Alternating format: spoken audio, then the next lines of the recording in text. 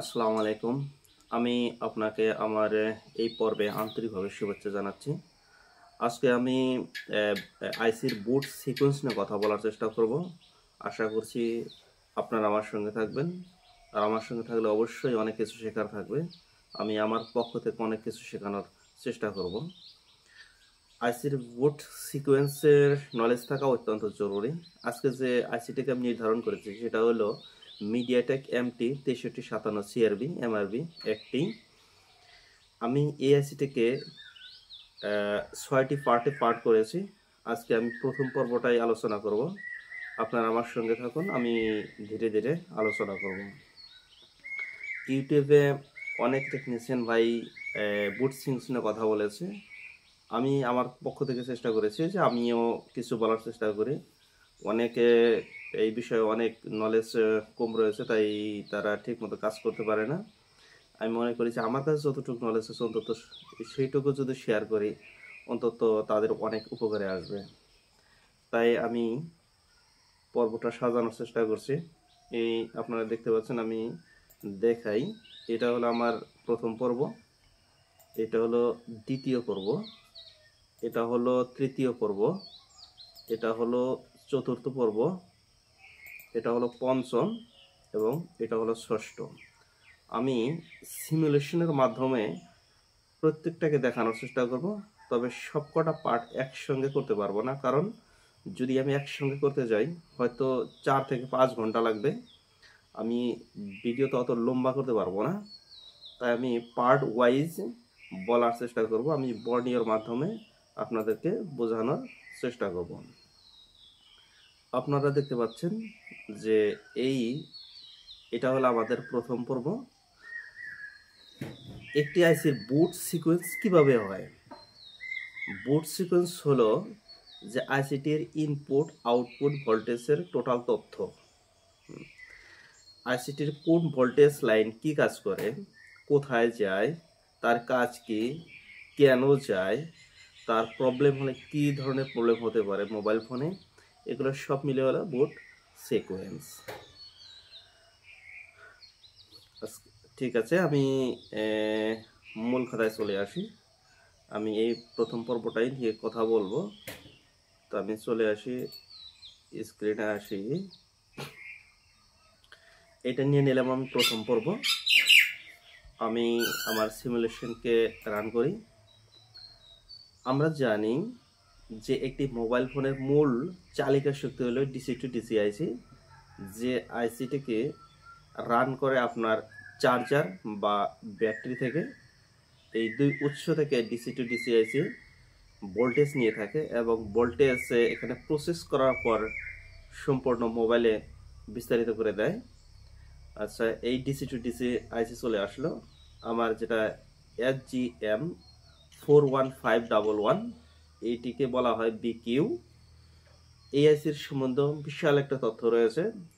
আগামী হয়তো কোনো পর্বে এই আইসির কে নিয়েও আমি একটি তথ্যবহুল আলোচনা করার চেষ্টা করব। এবার আমি এনেছিলাম যে মিডিয়াটেক এমটি 6357 সিআরবি, এই আইসিটির সিকোয়েন্স নিয়ে যত কথা বলবো, তাই এই আইসিটির ইনপুট ভোল্টেজ সবার প্রথমে জানা অত্যন্ত জরুরি। যদি ইনপুট ভোল্টেজ না জানি তাহলে আমরা আউটপুট কিভাবে জানব?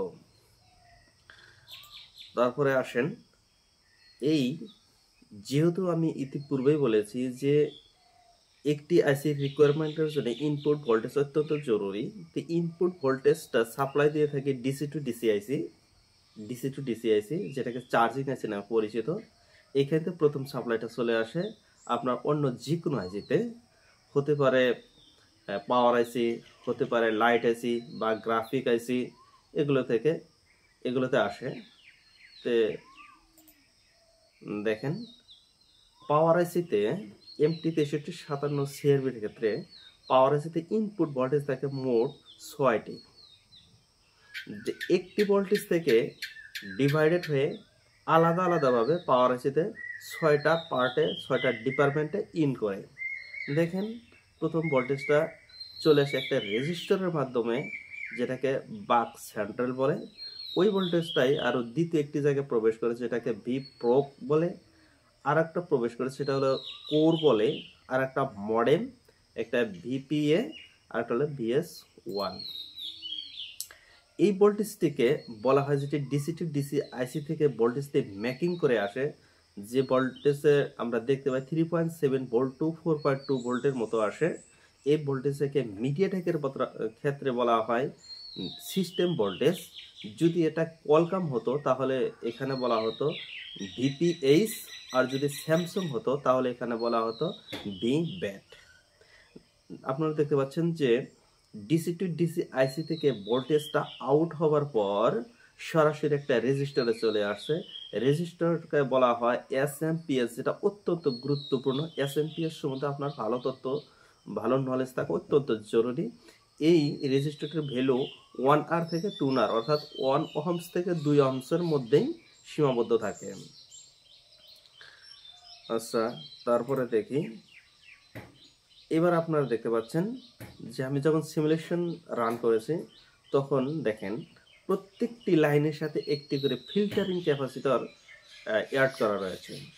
এখানে একটি সবচেয়ে গুরুত্বপূর্ণ কথা হলো যে এই ফিল্টারিং ক্যাপাসিটর যেগুলো আছে, কয়টি আছে এখানে? 1 2 3 4 5 6টি আছে, টোটাল 6টি ফিল্টারিং ক্যাপাসিটর রয়েছে। এই ক্যাপাসিটরের যে নেগেটিভ সাইড, গ্রাউন্ড সাইড দেখেন আবার সরাসরি পাওয়ার এসিতে ইন করেছে। এবং যেহেতু আমরা জানি প্যারালেলে যে ক্যাপাসিটরগুলো ইউজ হয় তার একটি প্রান্ত পজিটিভ লাইনের সাথে থাকে এবং অপর প্রান্তটি গ্রাউন্ডের সাথে থাকে। দেখেন এখানে গ্রাউন্ড করা রয়েছে ঠিক, কিন্তু তার মাঝখানে সেন্সর প্যাডের মাধ্যমে কনভার্ট হয়ে গ্রাউন্ড হয়ে থাকে। যদি কখনো ভুলবশত আপনি এই ক্যাপাসিটরটা শর্টিং হাঁটানোর ক্ষেত্রে বা এই ক্যাপাসিটরটা রিমুভ করার ক্ষেত্রে যদি কখনো এখানে ব্রেক হয়ে যায় বা এখানে ব্রেক হয়ে যায় বা সেন্সর প্যাডটা খারাপ হয়ে যায়, তাহলে আপনার আইসিতে ইফেক্ট করবে, অর্থাৎ মোবাইল ডেড হওয়ার সম্ভাবনা অবশ্যই থাকবে। যদি এখানে আমরা যদি কখনো যদি এই ক্যাপাসিটর রিমুভ করতে হয় অত্যন্ত সাবধানের সাথে করতে হবে। আর যদি রিমুভ করার পরে এই পাশে যদি কোনো ব্রেক হয়ে যায় তাহলে আমরা সরাসরি গ্রাউন্ড থেকে একটা ছোট জাম্পার নিয়ে আমরা এই পাশে করে দিতে পারবো। আচ্ছা, এই আমি এসপি লিখে রেখেছি, অর্থাৎ এটাকে বলা হয় সেন্সর প্যাড। এবার আমি ডায়াগ্রামের মাধ্যমে দেখতে চাইবো যে এটি কিভাবে কি হয়। এই আমার হলো আমি রেডমি 9-এর মডেলকে চয়েস করেছি আজকে। রেডমি 9-এর ক্ষেত্রে দেখেন এই যে মিডিয়াটেক 6357 CRB, এই আমি 5টি কয়েলই ওখানে আমি ইনপুট করেছি। আচ্ছা, ইনপুট করেছি আমি। দেখেন একটি লক্ষ্য করেন, এই যে মিডিয়াটেক যে এই নোজ কাট পয়েন্টটা অত্যন্ত জানানো জরুরি। নোজ কাট পয়েন্ট, এখানে আমাদের কয়েল আছে 5টি, টোটাল সর্বমোট কয়েল আছে 5টি। আমাদের জানতে হবে যে কোন কয়েলটির নাম কি। এই নোজ কাট যে থাকে 99% এরকমই দেখা যায়। মিডিয়াটেকের এই নোজ কাট পয়েন্ট থেকে নোজ কাটের সরাসরি বিপরীত প্রান্ত, অর্থাৎ মিডিয়াটেক যে পাশে লেখা আছে এই পাশের এই বিপরীত প্রান্ত যে কয়েলটি থাকে এইটাকে বলা হয় BS1। ঠিক আছে, আমাদের মনে রাখার কিছু ফর্মুলা। এই বিপরীত প্রান্ত যেটা থাকে এটা BS1, অর্থাৎ নোজ কাটের বিপরীত প্রান্ত। আর নোজ কাটের পাশাপাশি যেটা থাকে এটা VPA। তাহলে আমাদের দুইটা চলে গেল, এটা BS1, এটা হলো VPA। তাহলে আমাদের থাকলো এখানে 3টি। আমরা এখন 3টিও অনায়াসে মনে রাখতে পারবো। আমরা ওটাকে ডায়াগ্রামের মাধ্যমে বোঝানোর চেষ্টা করব। আচ্ছা, তাহলে আমি সরাসরি চলে আসি। যেহেতু এটা আমাদের পাওয়ার আইসি, আমি এটাকে কপি করে নেই, লেআউটে চলে গেলাম। আমাদের পাওয়ার আইসি 201। রেডমি 9-এর ক্ষেত্রে কিন্তু এটা কপি করলে হবে না, এটা সার্চেবল অ্যাভেলেবল না। তাহলে আমি নাম্বারটাই নিয়ে নেই, U201। এটা হলো আমাদের স্কেমেটিক। এখানে আমি চলে গেলাম, লিখে দেই U201। আমি সার্চ বাটনে দিয়ে দিলাম। দেখেন এই আমাদের আইসিটার বায়োডাটা এখানে চলে আসছে। আমি যে সিস্টেম যে জায়গা আপনাদেরকে দেখাতে চাচ্ছি এখানে ওইটা নাই। আমি এখানে ফরওয়ার্ড করব। হ্যাঁ, এই যে দেখেন আমি এইটা আপনাদেরকে দেখাতে ছিলাম যে এই ভিবাস এখানে চলে আসছে। এই যে এই রেজিস্টার হলো এসএমপিএস রেজিস্টার 1R, এখানে দেখেন উল্লেখ রয়েছে। এই একটা ক্যাপাসিটর ফিল্টারিং মাধ্যমে হয়েছে, আর ইন করছে বাক সেন্ট্রালে সরাসরি চলে গেছে। দেখেন একটু একটু লক্ষ্য করেন, এই যে ক্যাপাসিটর, যে ফিল্টারিং ক্যাপাসিটর বলছি আমি, এই যে ফিল্টারিং ক্যাপাসিটর আমি যেভাবে এখানে বলছি, দেখেন এখানে লক্ষ্য করেন, এই হলো সেন্সর প্যাড। ঠিক আছে, গ্রাউন্ড থেকে সেন্সর প্যাডের মাধ্যমে এই গ্রাউন্ডটা ক্যাপাসিটর নেগেটিভ সাইড লাগানো হয়েছে এবং সরাসরি এটি আইসির ভিতরে প্রবেশ করেছে, যেটাকে B1 বল নাম্বারে চলে গেছে সরাসরি। যদি কখনো এখানে ব্রেক হয়ে যায় বা এখানে ব্রেক হয়ে যায় বা সেন্সর প্যাডটা খারাপ হয়ে যায়, তাহলে কিন্তু আপনার আইসিতে প্রবলেম হবে অবশ্যই। যদি এখানে কোথাও, যদি এই লাইনের মাঝখানে যদি এইখানে কোথাও যদি ব্রেক হয়ে যায়, তাহলে আপনি গ্রাউন্ড থেকে জাম্পার নিয়ে সরাসরি ক্যাপাসিটির নেগেটিভ সাইডে আপনি জাম্পার করতে আপনার কাজের সমাধান হবে। যখন ডেড ফোন আপনি চেকিং করবেন, তখন অবশ্যই এই প্রান্ত চেকিং করার পাশাপাশি ক্যাপাসিটারের নেগেটিভ প্রান্ত আপনি অবশ্যই চেক করতে হবে, তা না হলে সঠিক সমাধান নাও পাওয়া যেতে পারে। তারপর দেখেন, এবার আসলো ভি কোর। আমি হ্যাঁ, ভি কোর দেখেন, এই বিপিএস থেকেই এই সরাসরি লাইনগুলো চলে আসে। দেখেন এই ভি কোর চলে আসছে, ভি প্রো চলে আসে, কোর চলে আসছে, মডেম চলে আসছে, ভিপিএ, বিএস1 সবাই চলে আসছে। এই সবার ক্ষেত্রে দেখেন ফিল্টারিং ক্যাপাসিটরগুলো একই সিস্টেমে রাখা হয়েছে। অবশ্যই এখানে দুইটি সেন্সর বোর্ড রাখা হয়েছে, যে যা ইতিমধ্যে বলেছি সেরকমই চেকিং মেথডগুলো এখানে হবে। আচ্ছা, এবার আমরা দেখার চেষ্টা করব যে আমি ইতিপূর্বে বলেছি এটা হলো BS1, এটা হলো বিপিএ। তাহলে আমাদের মাঝখানে তিনটা কয়েল রয়ে গেল, এই তিনটা কয়েল কে কি? আচ্ছা ঠিক আছে, এটাও আমরা দেখতে পারবো তিনটা কয়েল কে কি।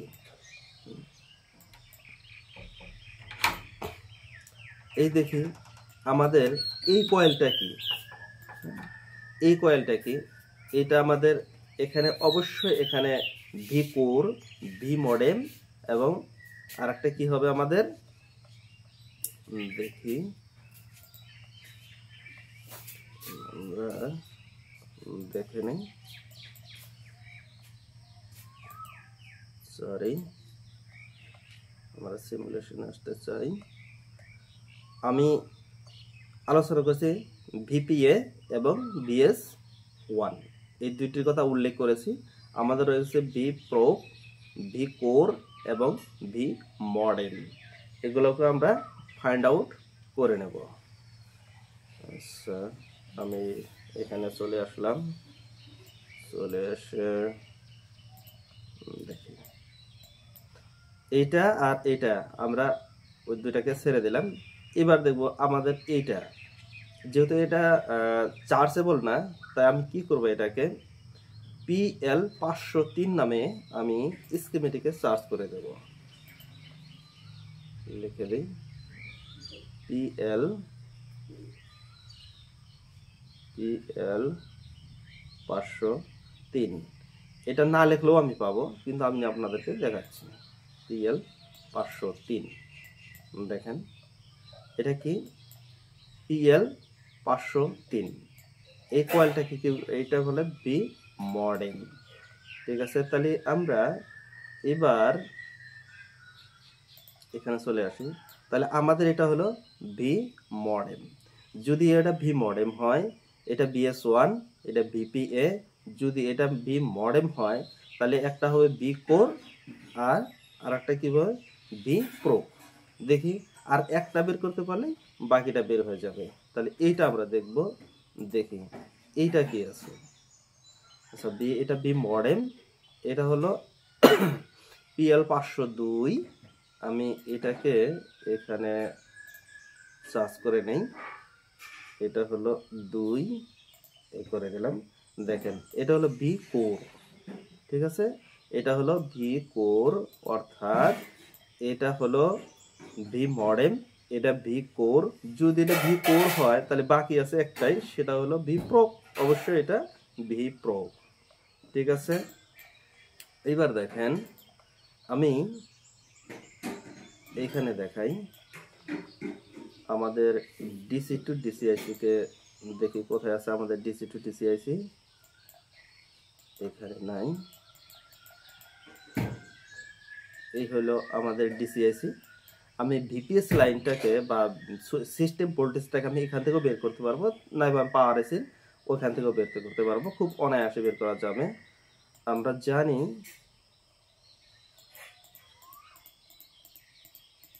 দেখেন এইটা যেহেতু পাওয়ার আইসির পাশে যে এই ছোট ছোট ক্যাপাসিটরগুলো থাকে, অবশ্যই এটা ভিপিএস ক্যাপাসিটর হবে, ভিপিএস লাইটের সাথে সম্পৃক্ত থাকবে। এই দেখেন 1টি 2 3 4 5টি, অবশ্যই এই কটাতে আমরা ভিপিএস ভোল্টেজ পাবো। যেহেতু এগুলোর মধ্যে আমরা ভিপিএস ভোল্টেজ পাবো, তাই আমরা এখানে যদি এই প্রান্তে ক্লিক করি অবশ্যই আমরা দেখতে পারবো ভিপিএস কোথায় কোথায় চলে গেছে, কোথা থেকে কোথায় চলে আসছে। আমাদের এটা হলো পাওয়ার আইসি, এটা হলো আমাদের পাওয়ার আইসি। দেখেন আপনারা একটু লক্ষ্য করেন, এটা ক্যাপাসিটর, এটি ক্যাপাসিটর, এই পাঁচটাই ক্যাপাসিটর। দেখেন এই হলুদ সাইড যেটা, এটা অবশ্যই পজিটিভ প্রান্ত, আর একটু সাদা কালো সাইড যেটা, এটা অবশ্যই গ্রাউন্ড হবে। তাহলে আমি এখানে যদি ক্লিক করে দেই, দেখেন ভিপিএস কোথায় কোথায় চলে গেছে বোঝা যাবে। আমি এটাকে রান করে দিলাম, দেখেন এই হলো ভিপিএস। ঠিক আছে, এই দেখেন এই আমাদের চার্জিং আইসি, অর্থাৎ চার্জিং আইসি ব্যাটারির মাধ্যমে অথবা চার্জারের মাধ্যমে ভোল্টেজ নেবার পর ও ক্যালকুলেশন করে ভিপিএস ভোল্টেজ বানানোর পর কোথায় কোথায় দিয়েছে, সরাসরি পাওয়ার আইসিকে দিয়েছে, এবং আরও অন্যান্য কিছু সেকশনে সে দিয়ে থাকে, যেমন নেটওয়ার্ক সেকশনে দিয়ে থাকে, ওয়াইফাই, ব্লুটুথ, এগুলো অনেকগুলো জায়গা সে সার্ভিস দিয়ে থাকে। তো আমরা যেহেতু পাওয়ার আইসি নিয়ে কথা বলছি, তাই আমরা ওই বিষয়ের অন্যদিকে চলে যাই না, আমরা সরাসরি এখানেই থাকার চেষ্টা করব।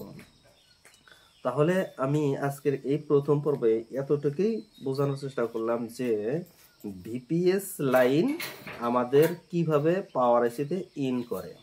ঠিক আছে, আমি এতটুকু বোঝানোর চেষ্টা করছি যে ভিপিএস লাইন অর্থাৎ ভিপিএস যে ভোল্টেজটা মেকিং হয়, সেটা মেকিং হওয়ার পর পাওয়ার আইসিতে কিভাবে ইন করে সেটাই দেখা যাচ্ছি।